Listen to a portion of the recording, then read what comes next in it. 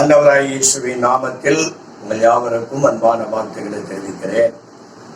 ஆசீர்வதிக்கப்பட்ட இந்த செப்டம்பர் மாதம் 23ஆம் தேதியிலே மறுபடியுமாய் இந்த காணொலி மூலமாய் உங்களை சந்திப்பதிலே நான் கர்த்தருக்குள் சந்தோஷம் அடைகிறேன். கிருபையாய் இந்த 22ஆம் தேதி வரை நம்மளை காத்து இந்த 23வது நாளையும் காண செய்த தேவனுக்கு கொடான கோடி சோதனைகளை ஏறெடுக்கிறேன். இந்த 23ஆம் தேதியும் ஆண்டவர் நம்மோடு கூட பேசும்படியாக நாம் ஜெபத்தோடு இருப்போம். கடந்த வாரங்கள் எல்லாம் கைவிட மாட்டார் என்ற தலைப்பில் ஆண்டவருடைய வார்த்தைகளை நாம் தியானித்து வருவதற்கு கர்த்தர் உதவி செய்து வருகிறார். இந்த வாரம் இந்த 23ஆம் தேதியில அதே தலைப்பில் தான் சில நிமிஷங்கள் ஒரு அரை மணி நேரத்துக்குள்ளாக ஆண்டவருடைய வார்த்தையை சுருக்கிக் கொள்ள விரும்புகிறேன். கர்த்தர் இந்த வார்த்தையை நமக்கு ஆசீர்வதித்து தருவாராக. செய்திக்கு நாளை கடந்து சொல்லுவோம், வாசிக்க கேட்போம். நெகேமியா தீர்க்கதரிசன புஸ்தகம் 9ஆம் அதிகாரம் 19வது வசனத்தை வாசிப்போம். நீர் உம்முடைய மிகுந்த மன உருக்கத்தின்படியே அவர்களை வனாந்திரத்திலே கைவிடவில்லை.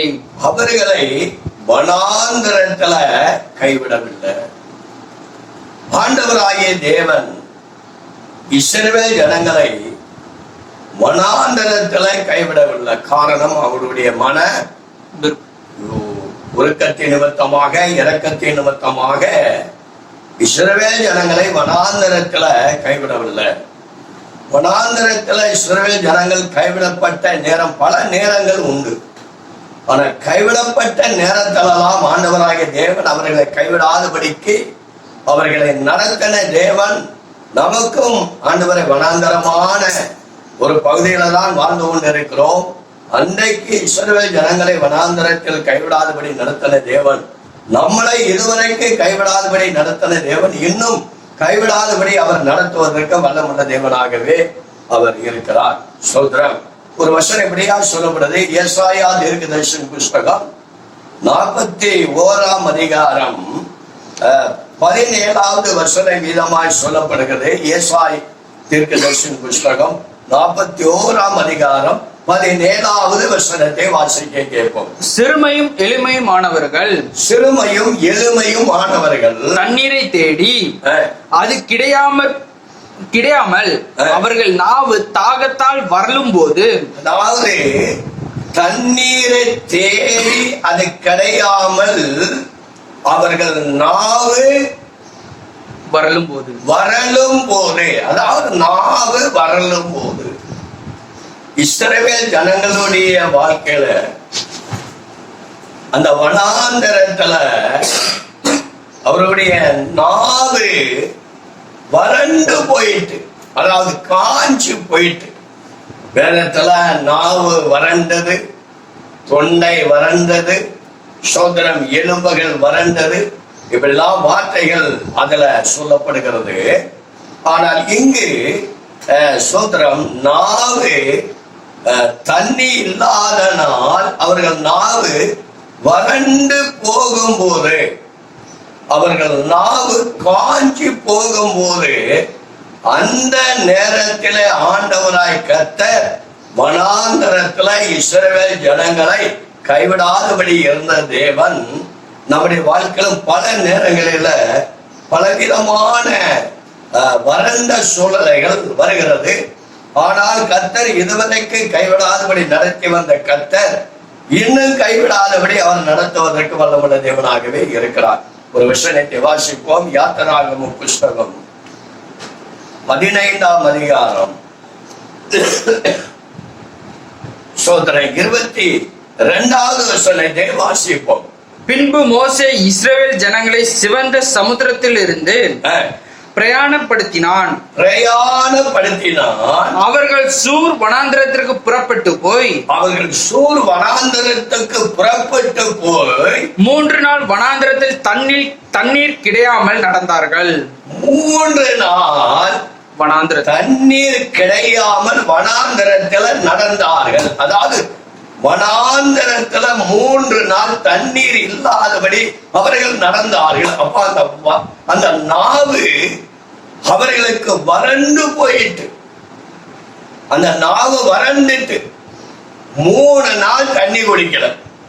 நம்முடைய வாழ்க்கையில நம்ம வனாந்தரத்துல 1 நாள் அரை நாள் நம்ம நடந்தாலே நம்முடைய நாவு வறண்டு போகிறது. தண்ணீர் இல்லாதபடி வறண்டு போகிறது, தண்ணீர் இல்லாதபடி சுருங்கி போகிறது, தண்ணீர் இல்லாதபடி நமக்கு கஷ்டங்கள் வந்துகிறது.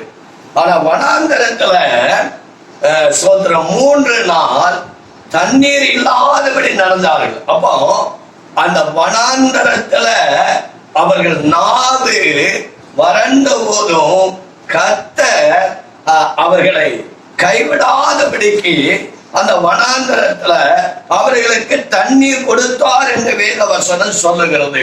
நெகேமியா தீர்க்கதரிசியின் புஸ்தகம் 9ஆம் அதிகாரம் 20வது வசனம் விதமாய் சொல்லப்படுகிறது. அவர்களுக்கு அறிவை உணர்த்த உம்முடைய நல் ஆவியை கட்டளையிட்டு அவர்கள் வாய்க்கு உம்முடைய மன்னாவை அருளி அவர்கள் தாகத்துக்கு தண்ணீர் கொடுத்தீர்.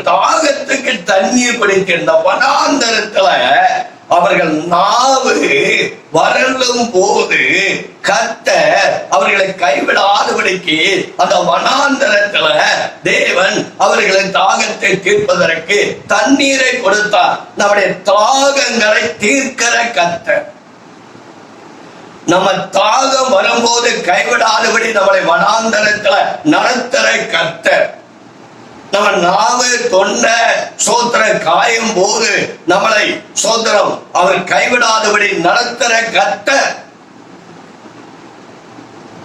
அவர் எப்படி அந்த வனாந்தரத்தில் அவர்களுக்கு தண்ணீர் கொடுத்தார் என்றால் என்னாகமம் புஸ்தகம் 20ஆம் அதிகாரம் 11வது வசனத்தை வாசிக்கும் போது திவிதமாய் சொல்லப்படுகிறது. தன் கையை ஓங்கி கண்மலையை தன் கோலினால் 2 தரம் அடித்தான். தன் கோலினால் கண்மலையை 2 தரம் அடித்தான். உடனே தண்ணீர் ஏராளமாய் புறப்பட்டது.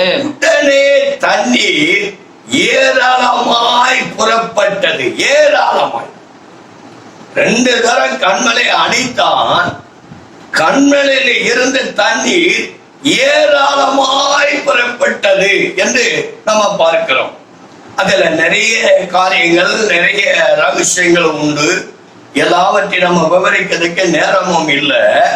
ஆனா ஆண்டவராய் கர்த்தர் அவனை பார்த்து என்ன சொன்னாருங்கன்னா 8வது வசனத்துல சொல்லப்படுகிறது, நீ கோலை எடுத்துக்கொண்டு நீயும் உன் சகோதரனாகிய ஆரோனும் சபையாரை கூடி வர செய்து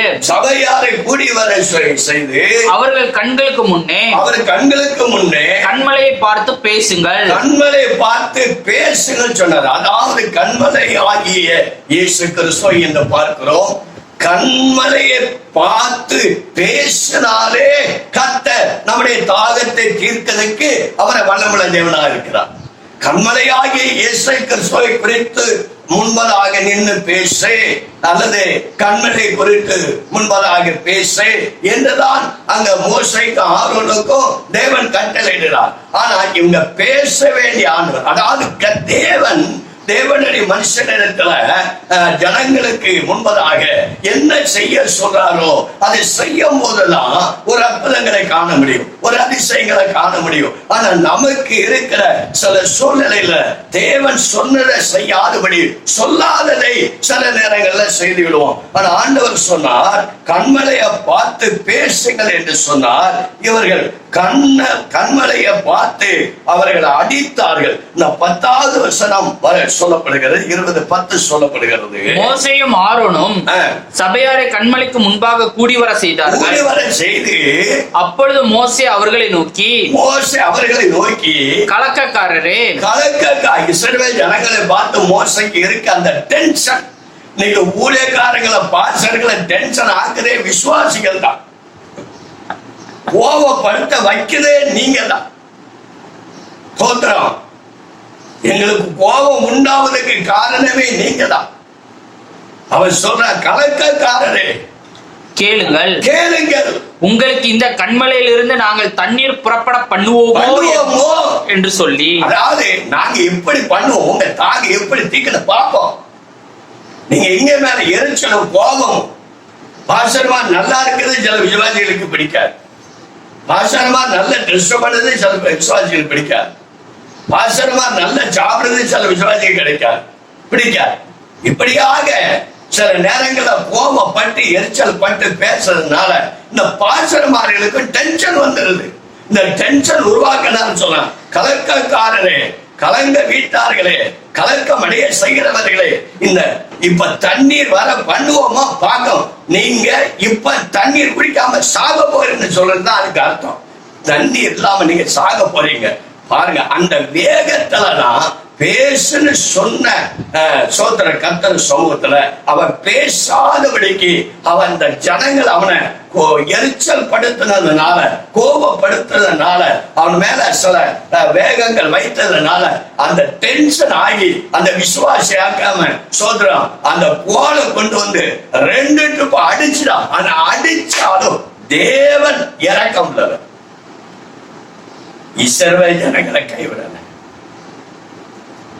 அந்த சமயத்துல நாவு வறண்டு போய் இருந்தாலும், நாவு காஞ்சு போய் இருந்தாலும், மோசே ஜனங்களுக்கு விரோதமா பேசினாலும், கர்த்தர் சொன்ன வார்த்தை கீழ்ப்படியாதபடி சோதரன் பேசு என்று சொன்ன அவன் அதை அடித்தாலும், ஆனா இஸ்ரவேல் ஜனங்களை கைவிடாதபடி தண்ணீர் எப்படி வந்தது என்று சொல்லப்படுகிறது என்றால், அந்த 11வது வசனம் சொல்லப்படுகிறது, தண்ணீர் ஏராளமாய் புறப்பட்டு வந்தது.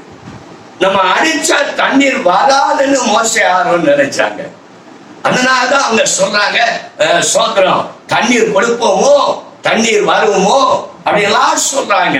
ஆனா தேவன் இரக்கம் உள்ளவராய் இருந்தபடினால் இஸ்ரவேல் ஜனங்களை கைவிடாதபடி அந்த மோசையும் அந்த ஆரோனுடைய அந்த கோபத்தை அவர்கள் பார்க்காதபடி தேவன் ஜனங்கள் மேல் இறக்க வைத்து, சபையார் மேல இறக்க வைத்து சோதர கிருபையா இறங்கி அவங்க தாகத்துக்கு ஏராளமான தண்ணீரை கர்த்தர் புறப்படுவதை சொன்னார். இன்னொரு வருஷம் இப்படி சொல்லப்படுகிறது, சங்கீதம் 105:41 இப்படியா சொல்லப்படுகிறது, கண்மலையை திறந்தார், கண்மலையை திறந்தார், தண்ணீர்கள் புறப்பட்டு வறண்ட வெளிகளில் ஆறுகளாய் ஓடிற்று. ஆறுகளாய் ஓடிட்டான். கண்மலையை அடித்த உடனே கண்மலை திறக்கப்பட்டது. கண்மலை திறந்த உடனே தண்ணீர் எப்படி போச்சான்? ஆறா போச்சான். மேட்டூர்ல இருந்து காவேரிக்கு திறக்கிறாங்க தண்ணீர். ஒரு கண்வாய் திறந்தா ஆறு முழுவதும் நிரம்பாது சொல்லுவாங்க. இப்பொழுது அமைச்சர் 10 கண்வாயை திறக்கிறார். இந்த 10 கண்வாயை திறந்தாதான், 15 கண்வாயை திறந்தாதான் அந்த ஆறு காவேரி நிரம்ப தண்ணி வரும். ஆனா ஆண்டவராகிய இயேசு கிறிஸ்து ஒரு கண்மலையில் இருந்து தண்ணீர் ஆறுகளாய் ஓடிட்டு அதிசயமாய் கர்த்தர் அந்த இஸ்ரவேல் ஜனங்களை வனாந்திரத்தில கைவிடாதபடி நடத்தின கர்த்தர் இப்பொழுதும் நீ என்ன தாகத்தோடு, எந்த வறட்சியோடு, எந்த வறுமையோடு இன்னைக்கு வாழ்ந்து கொண்டிருக்கிறாயோ, கர்த்தர் வனாந்திரத்தில உன்னை கைவிடாதபடி அன்றைக்கு இஸ்ரவேல் ஜனங்கள் வாழ்க்கையில அற்புதங்களை செய்த தேவன் இன்றைக்கும் வனாந்திரத்தில உன்னை கைவிடாதபடி இந்த தேவன் உனக்கு அற்புதங்களை செய்ய அவர் வந்தவராக இருக்கிறார். இஸ்ரவேல் ஜனங்களை அவர்கள் நாவு வரும்போது தண்ணீர் இல்லாதபடி 3 நாள் அவர்கள் நடந்த போது மோசே ஆரோனும்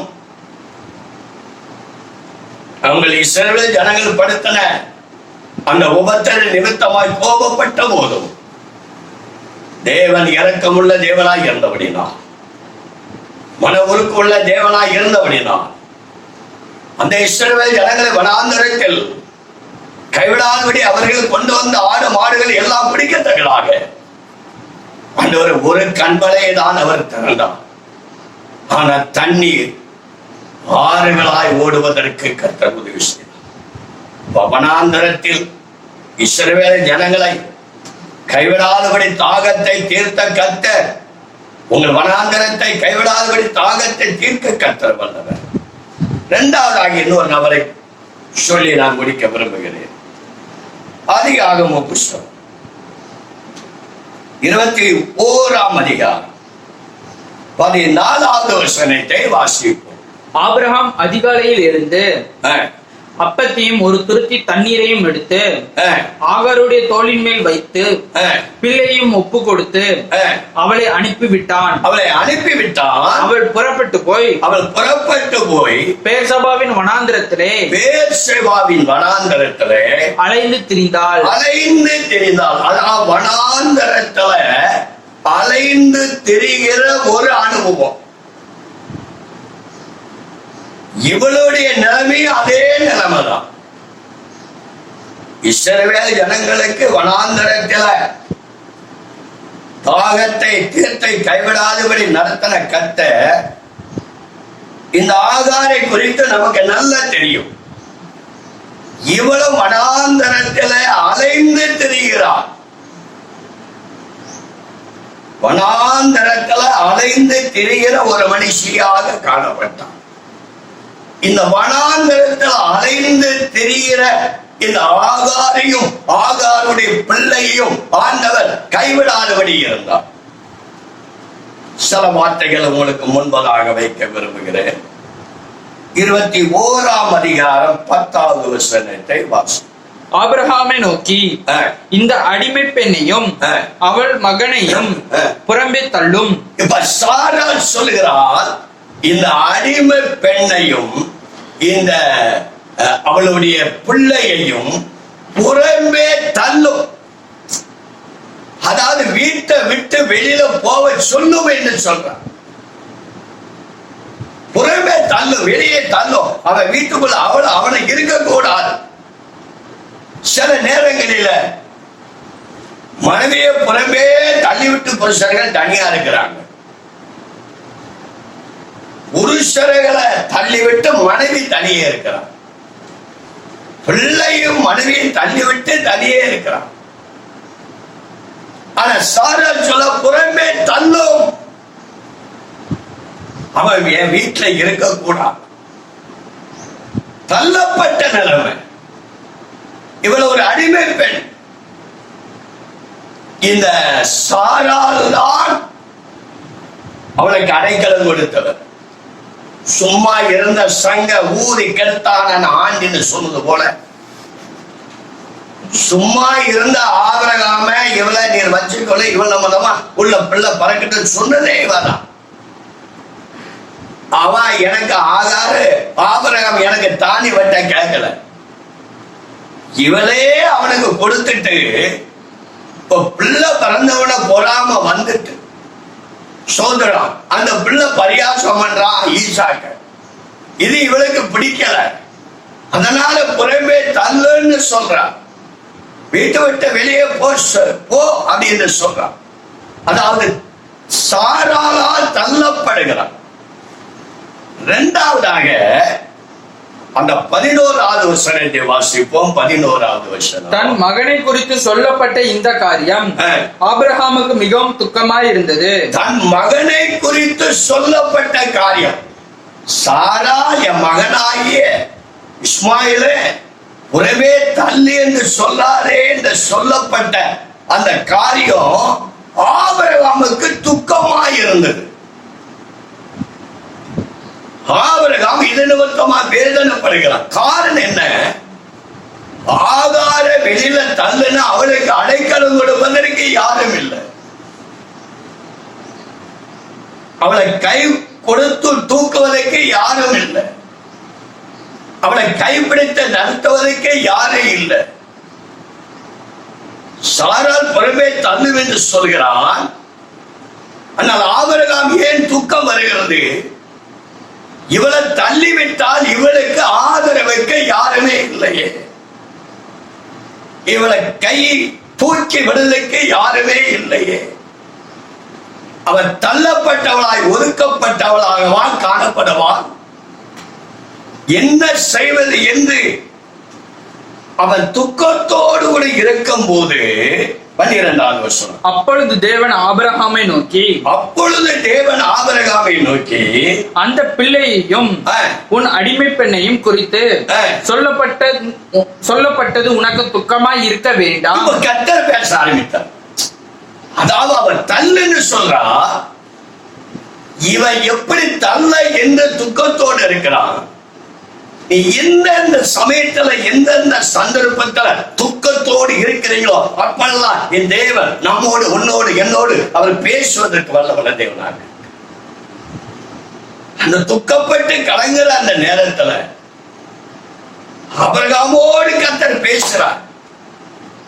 இவன் என்ன செய்யுது, ஆகாரை என்ன செய்வது என்று தத்தளித்துக் கொண்டு இருக்கிறார் நேரத்துல ஆபிரகாமோடு கர்த்தர் பேசுறார். என்ன பேசுறார்? மறுபடியும் வாசிங்கள்.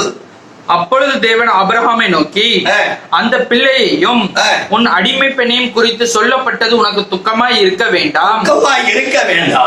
ஈசாக்கிடத்தில் உன் சந்ததி விளங்கும்.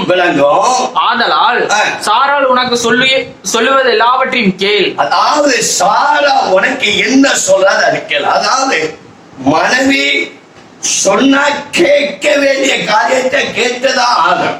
ஆண்டவரே சொல்றார், மனைவி உங்ககிட்ட சில காரியங்களை சொன்னா அது கேளு, நீ துக்கப்பட வேண்டாம். சோதரம் உன் மனைவி சொல்ற அதை கேளு. நம்ம சில நேரங்கள் அப்படி தானே சொல்றோம். நீ என்ன சொல்றது, நான் என்ன கேட்பது? நான் புருஷனா நீ புருஷனா, நான் மனைவியா நீ மனைவியா? சில குடும்பத்தில் அப்படிதான் இருக்குது. நீ என்ன சொல்வது, நான் என்ன கேட்பது? மனைவி சொல்ல வேண்டிய காரியங்களை சொல்லும் போது புருஷன் கேட்க வேண்டிய காரியங்களை கேட்டது ஆகணும். ஆண்டவரை சொல்ற அவர் சொல்லுத கேளு. ஏன்னா ஆகார் உள்ள இருந்தா உனக்கு தான் பிரச்சனை. சாரா ஒண்ணு ஒரு மாதிரி ஆக்கிடுவா. ஆகாருடைய பிள்ளையும் உன் பிள்ளையும் ஒரு வழியை ஆக்கிடுவா. உன் சமாதானம் போயிடும், உன் சந்தோஷம் போயிடும், உன் நிம்மதி போயிடும். அவன் சொல்ற கேளு. அவன் துக்கத்தோடு இருக்கும் போது கர்த்தர் ஆபிரகாமோட பேசுறார். அது கேட்கல. அடிமை பெண்ணின் மகனும் உன் வித்தாய் இருக்கிறபடியால் அவனை ஒரு ஜாதியாக்குவேன் என்றார். சொல்ற அவனே ஒரு ஜாதியாக்கு. ஈசாக்கை எப்படி ஒரு வாக்குத்தத்தின்படி ஒரு ஜாதி ஆக்குவேன் என்று சொன்னாரோ அதே போல ஆகார் நிமித்தமாய் பிறந்த ஒரு பிள்ளையும் நான் அவன் என்ன செய்வேன், ஒரு ஜாதி ஆக்குவேன். ஆண்டவர் அந்த ஆபிரகாமோடு தெளிவோடு பேசுறார். ஈசாக்கை என்ன செய்வேன் பேசுறார். அதே போல இஸ்மவேலை என்ன செய்வேன் என்று ஆண்டவர் பேசுறார். ரெண்டுமே ஆபிரகாம் பெற்ற பிள்ளைகள். ஆனா ஒண்ணு இணைப்பு, ஒண்ணு சேர்ப்பு. ஆனால் கர்த்தர் ரெண்டு பிள்ளைகளை கைவிட ஆண்டவர் விரும்பல. ஆபிரகாம் ரெண்டு பிள்ளைகளை கைவிட விரும்பல. ஆனா ஆபிரகாம் ஆண்டவர் அழகாய் சொல்லுகிறார், அந்த பிள்ளையை குறித்து நீ கவலைப்பட வேண்டாம், அவனை நான் ஒரு ஜாதி ஆக்குவேன் என்று சொல்லுகிறார். அதுக்கு கீழே 12வது வருஷம். அதுக்கு கீழே ஆபிரகாம் அதிகாலையில் எழுந்து அப்பத்தையும் ஒரு துருத்தி தண்ணீரையும் எடுத்து ஆகாருடைய தோளின் மேல் வைத்து பிள்ளையையும் ஒப்பு கொடுத்து. இப்ப பாருங்க, இப்ப ஆபிரகாமே ஆகாரேட்ட துருத்தியில அவன் தோல்ல தண்ணி வைக்கிறான். அவன் பிள்ளைய கையில பிடிச்சு அவங்கிட்ட கொடுக்கிறான். அவனே அவளை தள்ளி விடுகிறான். ஆபிரகாம் அவன் தோல் மேல துருத்தியில தண்ணிய தோல் மேல தூக்கி வச்சு பிள்ளையை கையில கொடுத்து, அது எப்படி இருக்கும் அந்த சூழ்நிலை பாருங்க. ஆகாரம் இவ சாரால இவளை தள்ளிட்டான், ஆபிரகாமும் தள்ளிட்டான். அந்த தோல் மேல துருத்தியில தண்ணி வைத்து அந்த பிள்ளையை கையில கொடுத்து நீ போ என்று சொல்லும் போது அவன் உள்ள எப்படி இருந்திருக்கோ, அவன் உள்ள எப்படி பாடுபட்டிருக்கோ, அவன் உள்ள எவ்வளவு வேதனைப்பட்டிருக்கோ, ஆனால் கர்த்தர் அவனோடு கூட பேசின அந்த வார்த்தை தைரியம் அவனுக்குள்ள விசுவாசம் இருந்தபடினால் ஆகாரையும் பிள்ளையும் வெளியே அவன் புறமே தள்ளினான். அதுக்கு துருத்தியில் இருந்த தண்ணீர் செலவழிந்த பின்பு இப்ப தண்ணீர் செலவழிஞ்சு போச்சு. வனாந்தரத்துல சாராலும் கைவிட்டுட்டான், ஆபிரகாமும் கைவிட்டுட்டான். இந்த துருத்தியில் இருந்த தண்ணீரும் செலவழிஞ்சு போச்சு, அதுவும் கைவிட்டு. இப்ப வனாந்தரத்தில் அலைந்து திரிகிறான். சாரான் கைவிடப்பட்ட நிலைமை, ஓ சோதர புருஷன் ஆபிரகாம் கைவிடப்பட்ட நிலைமை, அவன் கையில துருத்தியில் இருந்த அந்த தண்ணீரும் கைவிடப்பட்ட நிலைமை. சொல்லும்ல எல்லாம் என்னை கைவிட்டு. வேதத்துல பணம் செலவழிஞ்சிட்டுன்னு சொல்றாங்க. யோசேப்புடைய சகோதரர்கள் தானியம் எல்லாம் செலவழிஞ்சிட்டுன்னு சொல்றாங்க. சோதரம் சவுல் சாமுவேலை பார்க்கும்போது நமக்கு தின்பண்டங்கள் செலவழிஞ்சிட்டான்னு சொல்றான். ஸ்நாக்ஸ் செலவழிஞ்சிட்ட அவட்ட சாமுவேல்கிட்ட போய் ஸ்நாக்ஸ் கொடுப்பதுக்கு ஒண்ணுமே இல்லைன்னு சொல்ற. சவுல் சொல்ற அவர்கிட்ட பார்க்க போறவன் நம்மகிட்ட தின்பண்டம் செலவழிஞ்சு போச்சு. உன் வீட்டுல தின்பண்டமும் இல்லை, உன் வீட்டுல பணமும் இல்லை. அந்த யாக்கோபு பிள்ளைகளுக்கு தானி இல்லாதபடி தானியுமே இல்லை. அந்த எல்லாம் கர்த்தரிடத்தில் இருக்குது.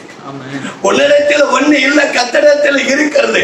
ஆனா துருத்தில உள்ள தண்ணியும் அவளை கைவிட்டு, ஆனா வனாந்தரத்துல கர்த்தர் அவளை கைவிடல. அவளை சாரால் கைவிட்டாலும் ஆபிரகாம் கைவிட்டாலும் அவன் கையில் இருந்த அவர் துருத்தில தண்ணீர் கைவிட்டாலும், ஒருவேளை இன்னைக்கு நீ தள்ளப்பட்ட நிலைமையில, ஒதுக்கப்பட்ட நிலைமையில, புறம்பாக்கப்பட்ட நிலைமையில, தள்ளப்பட்ட நிலைமையில ஓ சோதரம் வாழ்ந்து கொண்டு இருப்பாய் என்றால் என் ஆண்டவரை கர்த்தர் ஒருபோதும் உன்னை கைவிட மாட்டான். அவனை கைவிடாத. நிறைய காரியங்கள் அதில் சொல்லப்பட்டிருக்கு. அவள் பிள்ளையை கீழே இறக்கி விட்டு அது வரைக்கும் அவன் அந்த பிள்ளையை தூக்கிட்டு தான் வனாந்தரத்தான் அலைஞ்சு தெரிஞ்சான். அந்த பிள்ளைய இடுப்புல தூக்கிட்டு தான் அலைஞ்ச. சொல்லுவோம்ல, எவ்வளவு நேரம் இந்த பிள்ளைய இடுப்புல வச்சிருக்க, கீழே இறக்கி விடு. அவளால அந்த பிள்ளைய வச்சுட்டு அலைந்து தெரிய முடியல. அந்த பிள்ளைய இறக்கி வச்சுட்டா, இறக்கி விட வேண்டியத இறக்கி விட்டு போத்துறோம். பிள்ளையை இறக்கி விட்டு அம்பபாய தோரட்டில் உட்கார்ந்து சத்தமிட்டு அழுதான். சத்தமிட்டு அவள் அழுதான். ஆனால் ஆண்டவராகிய தேவன் 16வது வசனத்தை வாசிப்போம். 16வது வசனம். பிள்ளை சாகிறதை நான் பார்க்க மாட்டேன் என்று, பிள்ளை சாகிறதை நான் பார்க்க மாட்டேன் என்று எதிராக அம்புபாயும் தூரத்தில் போய் உட்கார்ந்து சத்தமிட்டு அழுதாள். சத்தமிட்டு அழுதாள். தேவன் பிள்ளையின் சத்தத்தை கேட்டார். பிள்ளையின் சத்தத்தை கேட்டார். தேவதூதன் வனாந்தரத்தில் ஆகாரை கூப்பிட்டு ஆகாரே, உனக்கு என்ன சம்பவித்தது? என்ன நடந்தது? உனக்கு என்ன சம்பவித்தது? பயப்படாதே, பிள்ளை இருக்கும் இடத்தில் தேவன் அவன் சத்தத்தை கேட்டார். பிள்ளையின் சத்தத்தை கேட்டார், அவன் சத்தத்தை கேட்டார். இப்ப ஆகாருக்கும் தேவனுடைய வார்த்தை கிடைத்தது. கர்த்தர் அவளோடு கூட பேசுறார், தேவதூதன் மூலமா பேசுறார். நீ பயப்படாதே. ஆண்டவர் எந்த நேரத்திலும், எந்த வனாந்தரத்திலும், எந்த சந்தர்ப்பத்திலும் நம்மோடு கூட பேசுகிற தேவனாகவே இருக்கிறார். பிள்ளையின் சத்தத்தை கேட்டார், ஆகாரின் சத்தத்தை கேட்டார், கூப்பிடலின் சத்தத்தை கேட்டார். அவனை சொன்னார், அவனை நான் பெரிய சாதி ஆக்குவேன் என்று சொன்னார். 18வது வசனம் சொல்லப்படுகிறது, அவனை நான் பெரிய ஜாதி ஆக்குவேன். வசிப்போம்.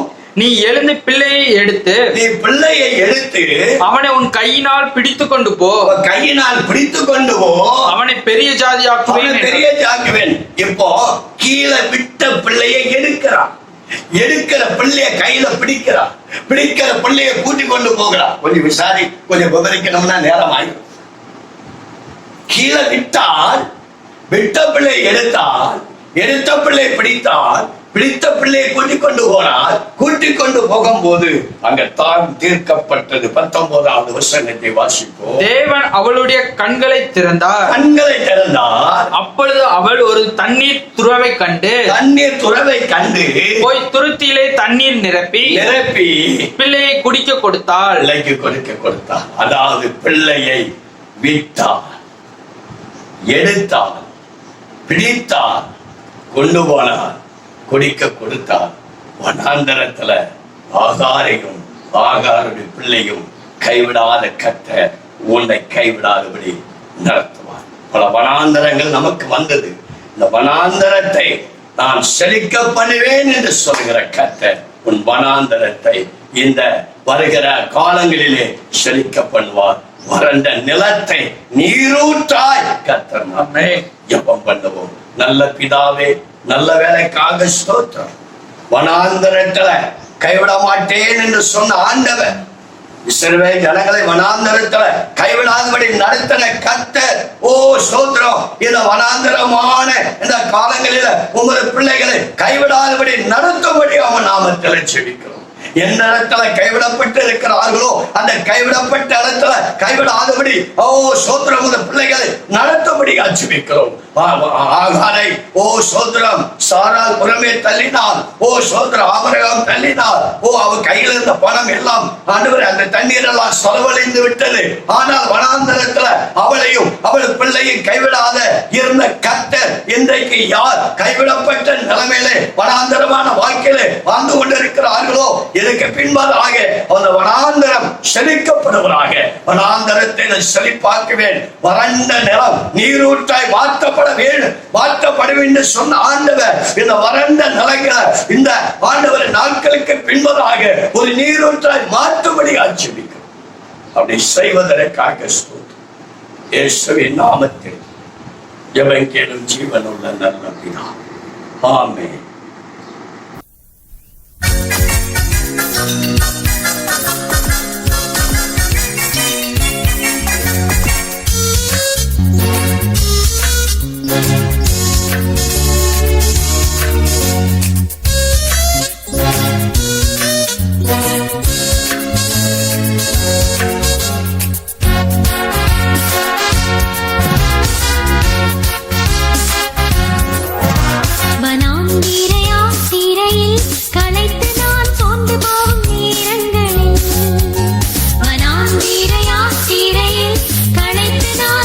போகும்